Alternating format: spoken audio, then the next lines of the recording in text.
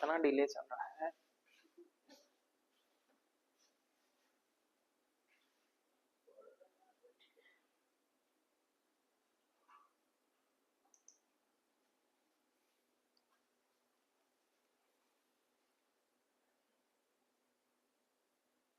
Live video is starting.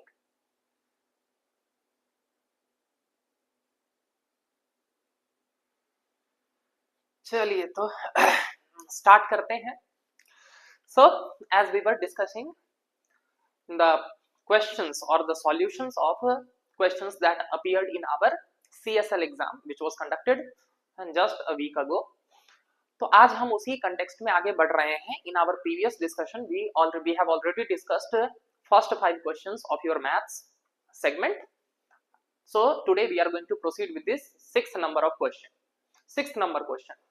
But before starting our discussion, let me just remind you just a small information for all of you that आप सब में से अगर कोई भी तैयारी करना चाह रहा है इस तरह के किसी भी एग्जाम की, चाहे वो मिनिस्ट्रियल एग्जाम हो, चाहे वो नेक्स्ट ईयर का CGL हो, CHSL हो, CSL हो, आप इस तरह के किसी भी एग्जाम की तैयारी करना चाह रहे हैं तो हम यहाँ पर विद्यासागर इंस्टीट्यूट में स्टार्ट करने जा रहे हैं 10th नवंबर, यानी कि जो आपका कमिंग मंडे है ना, उस मंडे से हम स्टार्ट करने जा रहे हैं एक बिल्कुल ही फ्रेश बैच। मैं आपको यहाँ पर बताना चाहूंगा कि जनरली बच्चे हमारे पास तब आते हैं जब एग्जाम का नोटिफिकेशन आ चुका होता है, आपके पास 1 महीना 2 महीने का टाइम बचता है, तो उस टाइम आप आते हैं तैयारी को स्टार्ट करने के लिए। अभी ऐसे में चैलेंज हमारे साथ ये हो जाता है कि अब वहां पर आपको नया पढ़ाया जाए या वो टाइम होता है कि जो आपने ऑलरेडी पढ़ रखा है उसको प्रैक्टिस करके कंसोलिडेट करने का। तो इसीलिए मैं आप लोगों को सजेस्ट करूंगा कि अगर आप फ्यूचर में इस तरह का अपना कोई करियर चाह रहे हैं, if you are willing to become a civil servant और ज्वाइन एनी गवर्नमेंट सर्विस, तो मैं आपको यही रिकमेंड करना चाहूंगा कि आप अपनी तैयारी को पहले से प्रिपेयर कीजिए, पहले से आप तैयार रहिए। क्यों? क्योंकि आप देखिए आपके साथ कंपीट कौन लोग करने वाले हैं, जो लोग 1 साल 2 साल पहले पढ़ चुके हैं, वो केवल रिवाइज कर रहे हैं, वो बार बार रिवाइज कर रहे हैं, वो प्रैक्टिस कर रहे हैं और वो प्रैक्टिस करके आपके साथ एग्जाम में फाइट करने जा रहे हैं। तो इसीलिए आपके लिए ये जरूरी हो जाता है कि आप क्या करिए कि अपनी इस मतलब बेसिक तैयारी को जो है वो पहले ही कंप्लीट कर लीजिए, so that whenever the notification arrives after that you just focus yourself और यू जस्ट कंसाइज और confine yourself towards the practice. आप ज्यादा से ज्यादा प्रैक्टिस कर पाए, उस टाइम जो है वो आप अपने स्पीड को बढ़ाने पर फोकस कर पाए, न कि उस टाइम आपको ये सीखना पड़े कि परसेंटेज कैसे निकाला जाता है, तो LCM HCF कैसे निकाला जाता है, तो क्या बोलते हैं फ्रैक्शन का सम कैसे किया जाता है। उस टाइम आपका फोकस होना चाहिए प्रैक्टिस पर। तो फिर अगर आप इस तरह की किसी भी एग्जाम की तैयारी कर रहे हैं तो I would highly recommend you कि आप हमारे साथ जुड़िए 10th नवंबर से, और बिलीव मी आप अपने जीवन के 2 महीने हमें दीजिए and I can guarantee you, I can assure you that within these 2 months I will clear all your doubts regarding your maths and reasoning. हम बिल्कुल बेसिक से लेकर बिल्कुल टॉप मोस्ट लेवल तक जाएंगे, एडवांस लेवल तक जाएंगे, सो दैट आप का कोई भी बैकग्राउंड रहा हो आपको कोई दिक्कत ना हो आपको मैथ्स और आपकी रीजनिंग को समझने में। चलिए, तो ये था एक छोटा सा इंफॉर्मेशन। अब मैं बढ़ता हूं अगले क्वेश्चन के साथ, जो कि है आपका 56 नंबर क्वेश्चन। 55 नंबर क्वेश्चन तक हम लोगों ने लास्ट क्लास में डिस्कस कर लिया था, लास्ट सेशन में डिस्कस कर लिया था। So today proceeding with the question number 56। देखिए बड़ा ही इजी क्वेश्चन है, आपको सिंपली पूछ रखा है कि इसका वैल्यू बता दो, सिंप्लीफाइड वैल्यू बता दो कि इसका वैल्यू कितना होगा। अब जरा ध्यान दीजिए, यहां पर बच्चा टेम्प्ट होगा क्यों? क्योंकि बच्चा ने रट रखा होगा कि अच्छा sir a square minus B square, यहाँ पर फॉर्मूला लगाने के लिए वो टेम्प्ट होगा कि a square minus B square यानी कि a plus B into A minus B. But मैं आपको बोल रहा हूँ फालतू में आप टाइम वेस्ट करने वाले हैं, इन सब की यहाँ जरूरत नहीं थी, बिना मतलब का कॉम्प्लेक्स और मत कीजिए, सिंपली वैल्यू पुट कर लीजिए। 2 का स्क्वायर कितना होता है सर? 2 का स्क्वायर हो जाता है 4, 2 का स्क्वायर कितना होता है 4 माइनस 1, और उधर क्या है 2 का स्क्वायर यानी कि 4 प्लस 1। ये कैलकुलेशन आप माइंड में कर सकते हैं, यहाँ तो मैं आपको समझा रहा हूँ इसीलिए मैं खोल के लिख दे रहा हूँ। 4 माइनस 1 कितना हो जाएगा 3, और 4 प्लस 1 कितना हो जाएगा 5, कुछ नहीं है बीच में यानी कि मल्टीप्लाई होता है 5 3 जा 15। B should be your correct answer. बिना मतलब का ज्यादा दिमाग नहीं लगाना है, a square minus B square तो a plus B into A minus B, बिना मतलब का लंबा करने का कोई जरूरत नहीं है, बड़ी आसानी से आप जानते हैं 2 का स्क्वायर कितना होता है 4 माइनस 1 यानी कि 3, 2 का स्क्वायर कितना होता है 4 प्लस 1 यानी कि 5, कुछ नहीं है तो यानी कि बीच में मल्टीप्लाई है 3 5 जा 15. B should be your correct answer. So it was an easy question. I would consider it to be the easier one. Now moving on to the next question. अगला क्वेश्चन क्या कह रहा है जरा समझते हैं इसको। यहां पर आपसे पूछा है, ये परसेंटेज का क्वेश्चन है। क्या आपसे पूछा है? आपसे पूछा है कि 20 minute is what percent of 2 hour, यानी कि जो 20 मिनट है वो 2 आवर का कितना परसेंट होता है। अब देखिए, सबसे पहली बात तो अगर मुझे यहाँ पर परसेंटेज निकालना है तो मुझे पहले तो जरूरी क्या होगा कि अगर ये मिनट में है तो मुझे इसको भी मिनट में कन्वर्ट करना होगा, या फिर अगर ये आवर में है तो मुझे इसको भी आवर में कन्वर्ट करना होगा। बिलीव मी, 20 मिनट को आवर में कन्वर्ट करना आपके लिए ज्यादा टफ होगा, तो इसीलिए हम क्या करते हैं ना, हम 2 आवर को ही मिनट में कन्वर्ट कर लेते हैं। ठीक है ना, आप इसको भी कन्वर्ट कर सकते थे आवर में, लेकिन फालतू में आपको टाइम ज्यादा लगेगा। आप क्या कर लीजिए, 2 आवर को मिनट में कन्वर्ट कर लीजिए। कन्वर्ट क्यों कर रहे हैं, मैंने रीजन बता दिया। क्यों? क्योंकि अगर आप परसेंटेज निकालना चाहते हो तो दोनों का यूनिट तो सेम होना चाहिए ना, तभी तो कैलकुलेशन आगे बढ़ेगा। तो क्या हम 2 आवर को हम कितना मिनट लिख सकते हैं?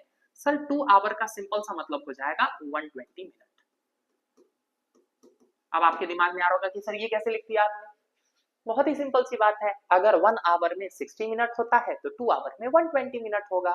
62 जा 120, इसीलिए मैंने लिख दिया है 120 मिनट। ठीक है, अब मुझे निकालना है कि 20 मिनट 120 मिनट का कितना परसेंट है।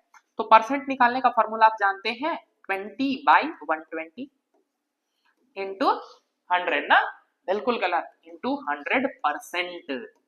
समझ गए ना, किसी भी फ्रैक्शन के न्यूमरेटर डिनोमिनेटर में सेम नंबर से मल्टीप्लाई करना होता है, और 100% का मतलब ही होता है बाई 100। ठीक है ना, हम अपने बेसिक क्लासेस में ये बात बताते हैं। ठीक है ना, ये बिना मतलब वाले जो लोग ज्ञान देते हैं कि क्या करो कि न्यूमरेटर बाई डिनोमिनेटर इंटू 100 और फिर आंसर में लिख देते हैं परसेंटेज, वो परसेंटेज अपनी तरफ से पैदा हो गया क्या? ऐसा नहीं होता है, तो वो ब्लंडर है। ठीक है ना, तो परसेंटेज निकालने के लिए क्या करना होता है, 100% से मल्टीप्लाई करना होता है, न कि 100 से मल्टीप्लाई करना होता है। Got the point? ठीक है ना, ये बात मैं बेसिक्स में बताता हूँ। ठीक है ना, हमारे जो प्रीवियस बैच के स्टूडेंट्स होंगे वो बताएंगे कि ये बात मैंने क्लास में समझा रखी है। ठीक है ना, अब चलिए सॉल्व कर लेते हैं। इससे इसको काट देते हैं। ये कितनी बार में कटेगा? सर ये कटेगा 1/6। वैसे तो मैंने आपको याद ही करवा रखा है कि 1/6 कितना होता है। 1/6 होता है आपका 16.66%। वैसे फिर भी मैं इसको सॉल्व कर देता हूं। अगर मैं 6 से काटूंगा तो ये सर 2 बार में सॉरी 3 बार में, और ये हो जाएगा आपका 50। हो जाएगा ना, क्लियर? 3 से 15 को काटेंगे, 50 को काटेंगे या सॉल्व करेंगे। 3 से अगर मैं 50 को डिवाइड करूंगा तो कितना हो जाएगा? ये हो जाएगा सर 50/3%। अब सॉल्व कीजिए 3 से, सर 3 बन जा 3, कितना बच रहा है? 2 रिमाइंडर हो रहा है, आगे है 20, तो 3, 6 जा 18, फिर से कितना रिमाइंडर आ गया? या फिर रिमाइंडर सीधे ही लिख दीजिए, कितना रिमाइंडर आया? 2, तो 2 रिमाइंडर आ रहा है तो 2 को ऊपर लिख दीजिए बाई 3, यानी कि 16 whole 2/3%। C should be your correct answer. Fine enough, clear है? ऑप्शंस में गेम करने की कोशिश की है इसने 16 होल 1/3 करके या 16% देकर, यानी कि वो अप्रोक्सीमेशन वाला गेम खेल रहा था। अगर कोई बच्चा इस कैलकुलेशन को नहीं कर पाएगा तो वो गलत हो जाएगा। मैं फिर से एक बार कन्वर्ट करके दिखा देता हूं कैसे करते हैं। ये मैंने क्लासेस में सिखा रखा है कि कैसे एक नॉर्मल फ्रैक्शन को मिक्स्ड फ्रैक्शन में कन्वर्ट करते हैं। फिर से देख लीजिए, मैं 3 का टेबल पढ़ रहा हूँ। 3 1 जा 3, ठीक है ना। 5 में से 3 माइनस किया तो रिमाइंडर 2 बच रहा है, आगे 0 है तो 20 हो गया।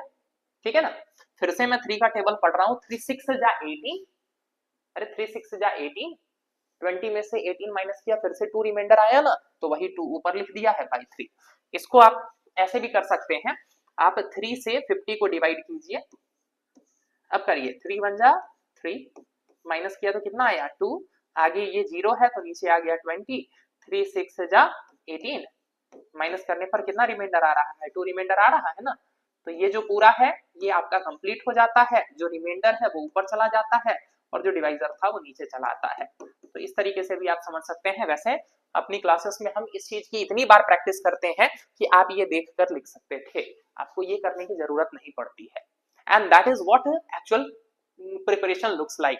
ठीक है ना, इस तरीके से बनाने का आपके पास टाइम नहीं होता है एक्चुअल एग्जाम में। आपको इस लेवल पर पहुंचना होता है कि आप इस नंबर को देखकर इस तरह से डायरेक्ट कैलकुलेट कर पाए। ठीक है ना, आप अगर हमसे जुड़ते हैं तो हम आपको अपनी क्लासेस में इस लेवल तक जरूर पहुंचा देंगे कि आप देखकर इन चीजों को सॉल्व कर पाइएगा। ठीक है ना, तो ये हो गया आपका 57 number question. Now moving towards the next question. ये क्वेश्चन क्या है? ये क्वेश्चन आपसे पूछ रहा है the price of a pair of shoes was decreased by 22% to 390. What was the original price of the shoes? कि आखिर उस जूते का ओरिजिनल प्राइस क्या था?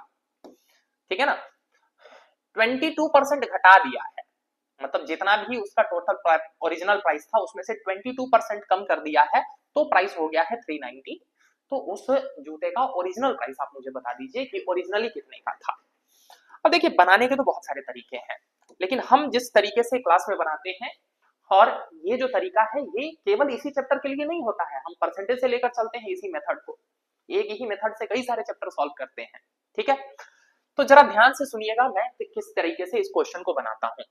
मान के चलते हैं कि वो जो भी जूता रहा होगा, स्टार्टिंग में जो उसका प्राइस रहा होगा वो खुद का 100% रहा होगा। कोई भी नंबर खुद का 100% होता है, ठीक है ना। 100% में से क्या किया है हमने, 22% कम कर दिया है, यानी कि 22% का डिस्काउंट दे दिया है। तो जब हमने 22% कम कर दिया है, तो यानी कि अब वो कितने का हो गया है, अब वो हो गया है सर 78% बचा है। अरे 22% आपने कम कर दिया है ना, तो अगर 100 में 22 कम कर देंगे तो कितना बचेगा, 78 बचेगा ना। तो 78% कितने के बराबर है, 78% बराबर है आपका 390 रुपी के। ऐसा क्वेश्चन कह रहा है कि 22% जब कम कर दिया है तो वो जूता कितने का बिका है, 390 रुपी का बिका है। तो हम मान के चलते हैं कि स्टार्टिंग में वो जूता अपना 100% था और हमने 22% माइनस कर दिया है। तो क्वेश्चन ने कहा है कि 22% आपने डिक्रीज किया है, तो 100 में 22 कम किया तो 78 बचा, तो यानी कि 78% का वैल्यू दे रखा है 390 रुपी। तो मैं आपसे ये जानना चाह रहा हूं कि ओरिजिनल प्राइस यानी कि 100% का वैल्यू क्या है।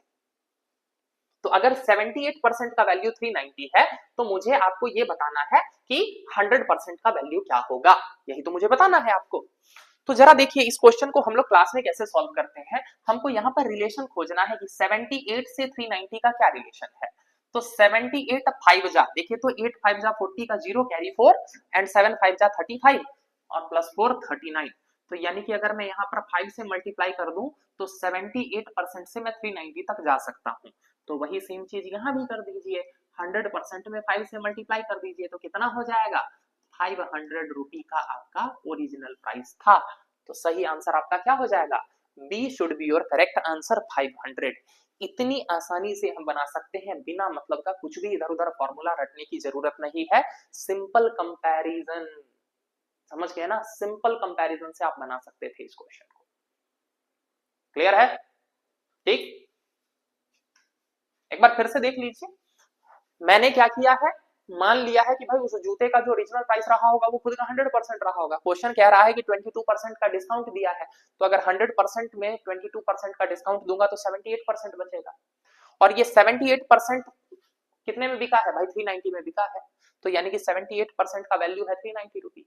तो मुझे निकालना है 100% का वैल्यू क्या रहा होगा। तो 78 से 390 का क्या रिलेशन, इंटू 5 है। तो 100 में इंटू 5 किया तो कितने का हो गया सर, 500 रुपी का हो गया।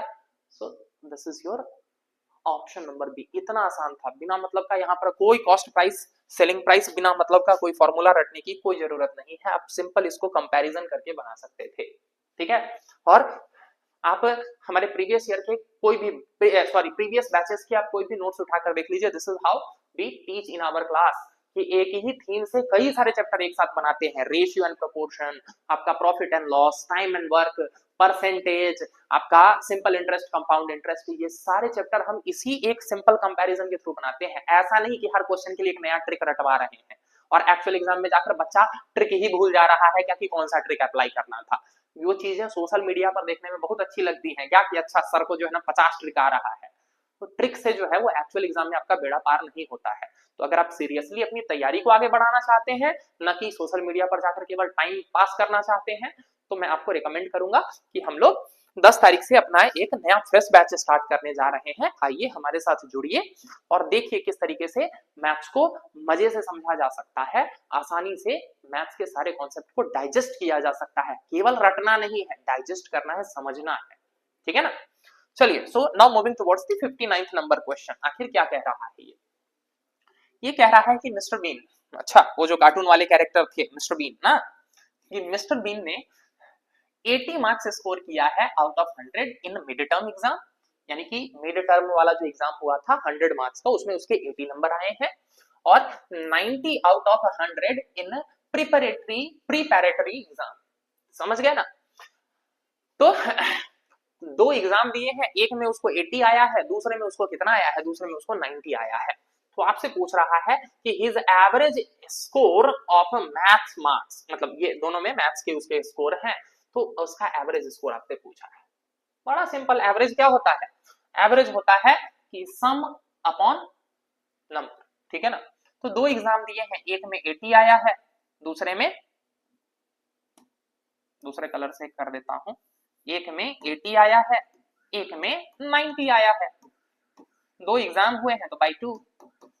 अब जानते हैं एवरेज, एवरेज क्या होता है? एवरेज हमेशा बीच में लेकर आता है, average has a centralising tendency, average हमेशा दो एक्सट्रीम के बीच का होता है, ठीक है ना? तो 80 और 90 के बीच का क्या होता है? 85 होता है। आप देखकर भी मार सकते थे, ये ऐसे क्वेश्चन है जिसके लिए पेन चलाने की भी जरूरत नहीं है, आप क्वेश्चन को देखकर सॉल्व कर सकते हैं, ठीक है ना? And believe me, actual exam में वही मैटर करता है, इस एग्जाम में टाइम सबसे बड़ा फैक्टर होता है, और आप टाइम को तभी समझ सकते हैं, टाइम को आप तभी कम कर सकते हैं, टाइम को आप तभी बचा सकते हैं जब आपके कॉन्सेप्ट क्लियर हो और आप क्वेश्चन को देखकर सॉल्व कर पाइए, ठीक है ना? तो average has centralising tendency, that is why 80 और 90 के बीच का क्या हो जाएगा? 85 हो जाएगा। Hence A should be your correct answer. आप सॉल्व भी कर लीजिए, 80 प्लस 90 कितना हो जाएगा सर? हो जाएगा 170/2, और 170/2 को अगर सॉल्व करूं मैं तो कितना हो जाएगा? 8 जा 5 जा 85। ऐसे भी सॉल्व कर सकते हैं, बट उसकी करने की जरूरत नहीं है, 80 और 90 के बीच में 85 होता है, आप ऐसे भी सॉल्व कर सकते थे, ठीक है? तो ये था आपका 59th number question. Now moving towards the last question for the day, आज का लास्ट क्वेश्चन। हम फिर अगले सेशन में इसके आगे के क्वेश्चंस लेकर आएंगे। तो ये है आपका लास्ट क्वेश्चन। क्या कह रहा है ये क्वेश्चन? ये आपसे क्वेश्चन पूछ रहा है कि इसका वैल्यू बता दो मुझे, क्या होगा इसका value? That's what they are asking. 6.4 divide by 2 plus 3.8।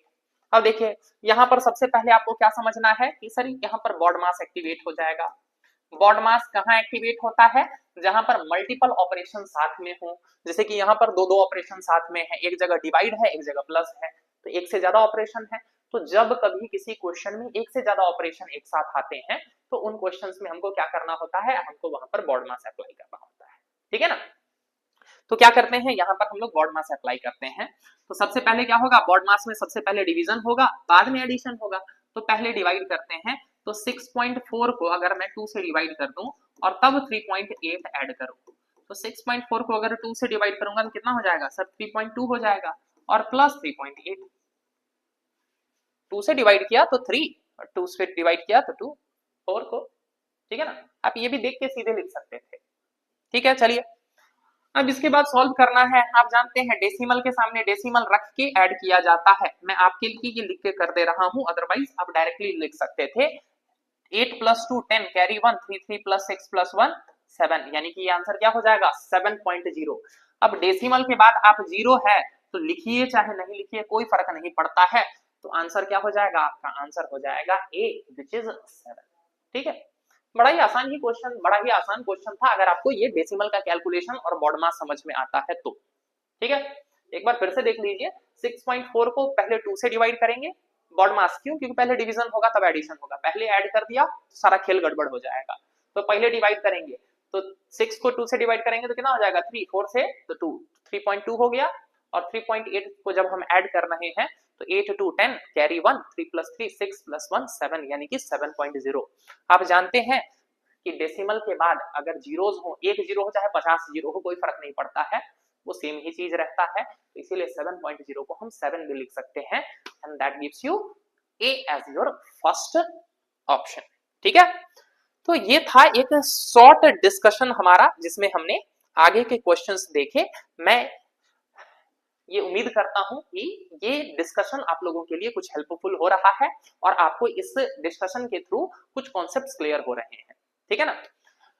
बाकी मैंने आपको इंफॉर्मेशंस दे दी है। If you are willing to continue, अगर आप सीखना चाहते हैं कि किस तरीके से ये कॉन्सेप्ट समझे जाते हैं, किस तरीके से इन क्वेश्चंस को बनाया जाता है, तो हम बिल्कुल बेसिक से लेकर आपको एडवांस तक आपकी तैयारी में लेकर जाने वाले हैं।